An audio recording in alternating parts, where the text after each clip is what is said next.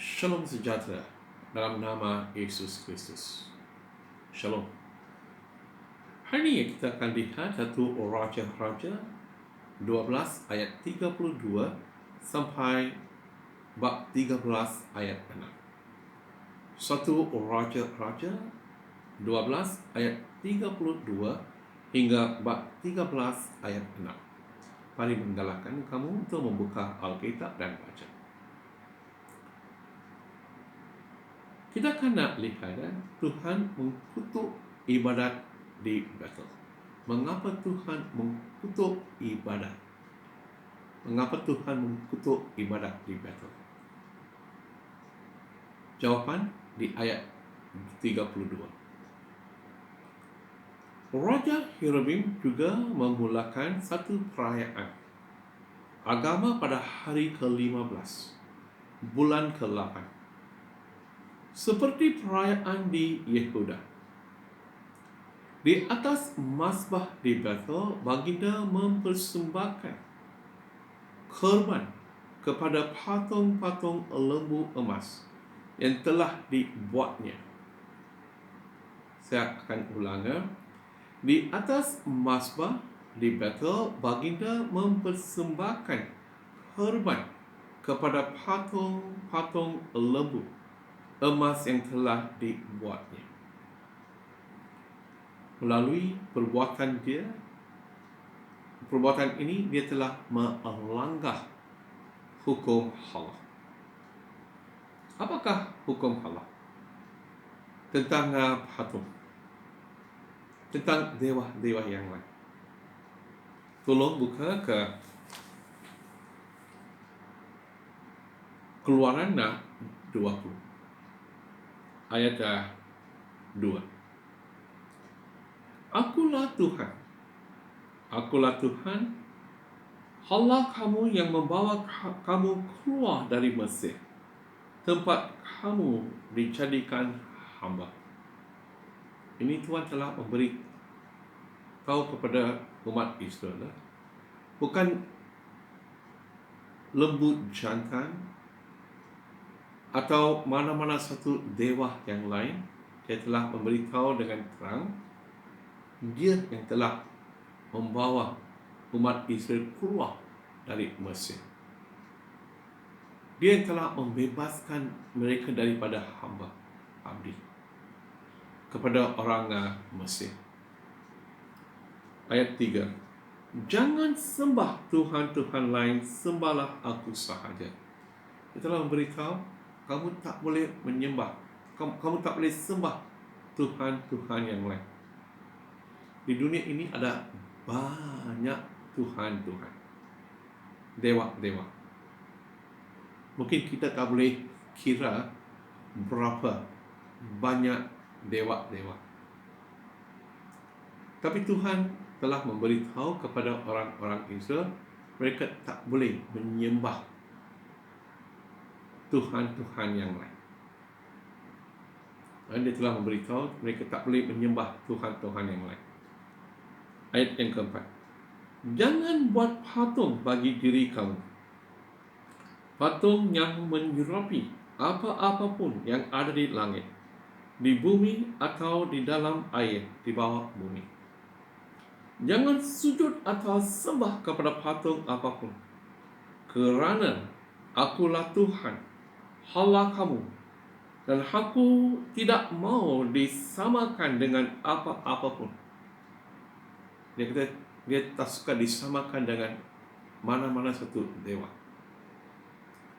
Aku menghukum orang yang membenci aku.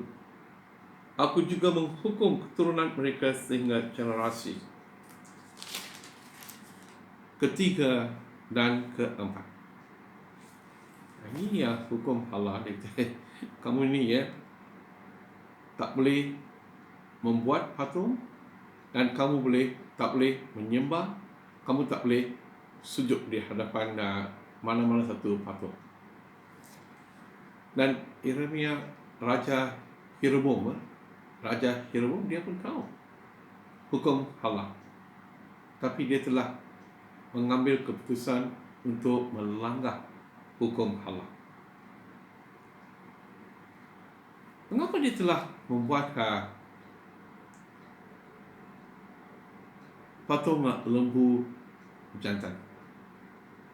Bukan patung lembu kuda, patung kuda atau patung kambing.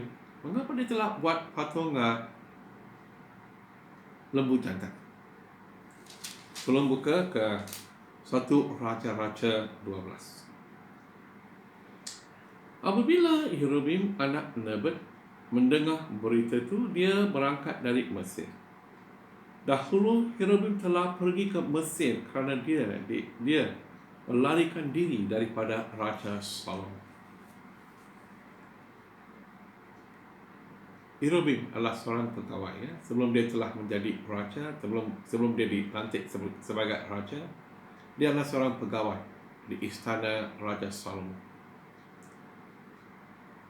Selepas dia telah menghadapi apa masalah dengan Raja Salomo, dia terpaksa lari. Dia telah melari diri ke Mesir. Kita tidak tahu berapa lama dia telah tinggal di Mesir. Kita tahu berapa lama dia tinggal di Mesir. Saya percaya semasa dia di Mesir, dia telah dipengaruhi oleh agama, kepercayaan orang Mesir. Orang Mesir yang menyembah patung jantan lembu. Mungkin dia telah lihat, dan sekarang selepas dia telah jadi raja di Israel, dia telah membuat lembu itu, patung lembu jantan, dan dia telah menggalakkan rakyatnya untuk menyembah patung lembu jantan, walaupun dia tahu dia dilarang oleh hukum halal. Bila kita baca bahagian ini, yang satu, kita mesti jaga diri. Yang satu, kita mesti jaga diri, di mana-mana saja kita tinggal atau kerja, supaya kita tidak dipengaruhi oleh kepercayaan orang-orang lain.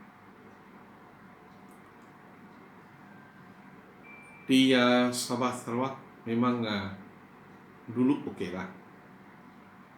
Dulu bila kita masuk satu kampung, semua penduduk pun Kristian. Rumah panjang, semua pintu, semua orang pun Kristian. Oleh itu tak ada masalah. Tak ada masalah. Tak ada orang yang mencabar kepercayaan kita. Tapi sekarang di Semenanjung, kita terpaksa tinggal bersama kawan-kawan kita yang bukan Kristian. Mungkin jiran di sebelah kanan yang beragama Hindu, jiran di sebelah kiri beragama Buddha, jiran di depan rumah kita beragama Islam, bermacam-macam agama. Kita mesti mengasihi jiran-jiran kita. Itu adalah ajaran Alkitab. Tak kisah agama apa yang mereka percaya, tak kisah apa bangsa mereka, kita mesti mengasihi mereka. Tapi kita mesti menjaga supaya kita tidak dipengaruhi oleh kepercayaan mereka. Kita tidak dipengaruhi oleh kepercayaan mereka. Macam mana kita boleh menjaga? Satu cara ialah kita setiap hari kita baca firman Tuhan. Ini kita mesti membaca firman Tuhan. Untuk anak-anak kita yang sudah keluar, mungkin mereka tinggal di asrama atau mereka kita mesti menggalakkan mereka supaya mereka membaca firman Tuhan. dan nak minta Roh Kudus menguatkan iman mereka supaya kita sebagai anak-anak Allah boleh bersinar untuk Allah Bapa, untuk Yesus Kristus, supaya melalui kehidupan yang suci, kehidupan kita yang penuh dengan kasih sayang Yesus, kita boleh mempengaruhi mereka. Kita mesti jadi satu kuasa yang mempengaruhi orang lain. Hanya kita boleh buat ini hanya dengan kuasa Roh Kudus. Atau tidak, kita akan jadi macam Raja Yeremia. Dia telah tinggal di Mesir dan dia telah dipengaruhi oleh agama orang Mesir. Dan sebab dia telah dipengaruhi, bila dia telah menjadi raja, dia telah buat patung jantan lembu jantan, sebab dia telah lihat dan dia telah membawa apa yang dia telah lihat ke Israel. Yang kedua, kita tak boleh menyembah patung. Ini adalah satu hukum Allah. Kita tak boleh bagi alasan. Kita boleh bagi alasan mengapa kita membawa patung dewa yang lain ke dalam rumah kita. Dan kita juga mesti jaga kita ke mana yang kita pergi. Paling telah baca, kita tidak boleh menyembah, kita tak boleh sujud kepada dewa-dewa yang lain. Kita hanya boleh menyembah Allah Bapa. Dan di sini sebab Raja Yeremia telah membuat patung lembu jantan dan dia telah menggalakkan umat Israel untuk menyembah. Dia telah melanggar dan dia telah berdosa terhadap Tuhan. Bila kita baca bahagian ini, dia telah melanggar dan Tuhan telah menghantar seorang hamba-Nya. Ayat 1 bab 13. Pada masa itu ada seorang nabi yang dari Yehuda. Dia disuruh oleh Tuhan untuk pergi ke Bethel. Nabi itu tiba ke Bethel ketika Raja Yeremia berdiri di depan mazbah untuk mempersembahkan korban. Allah telah menghantar seorang nabi untuk mengutuk ibadat di Bethel. Maksudnya Tuhan kata, saya melarang, kamu telah melanggar perintah Tuhan, hukum Allah. Itulah sebab Tuhan telah menghantar nabi. Dan dia pun telah pergi dan kata apa yang dia telah kata apa yang disuruh oleh Tuhan Yesus, Tuhan Allah Bapa. Ayat 4 apabila Raja Yeremia mendengar hal itu, baginda bertiga sambil menunjuk nabi itu, tangkap dia. Nabi itu telah dihantar oleh Tuhan untuk bagi tahu kepada orang Israel mereka telah melanggar perintah Tuhan. Apa yang Raja Yeremia buat? Dia kata tangkap dia. Mungkin dia marah. Siapa kamu ni? Kamu ni bukan dari negara ini. Kamu ini dari negara Yuda. Mengapa kamu datang sini dan ajar kami tentang kepercayaan kami? Macam mana kau boleh mengutuk kepercayaan kami? Mungkin dia marah. Dia nak tangkap itu nabi dan dia nak menghukum dia. Tapi Tuhan telah membuat satu mukjizat pada masa itu dan dia telah menyelamatkan nabi itu dan juga telah mengajar Raja Yeremia satu ajaran. Ini bila Tuhan bila kita dengar firman Tuhan, kadang-kadang kita ada yang kita boleh rasa macam kita digalakkan. Kadang-kadang firman Tuhan akan menunjuk kepada kita dosa-dosa kita. Dan bila firman Tuhan, bila kita dengar firman Tuhan di gereja, atau bila kita baca firman Tuhan dan macam Roh Kudus menunjuk kepada kita suatu kelemahan, satu dosa, jangan marah. Jangan marah orang yang membawa firman Tuhan. Kita mesti membuka hati dan menerima. Dan kita mesti sujud di hadapan Tuhan, kata Tuhan, terima kasih sebab Tuhan telah menunjuk kesalahan saya, dosa saya. Saya bertobat. Saya bertobat. Ampunkanlah saya.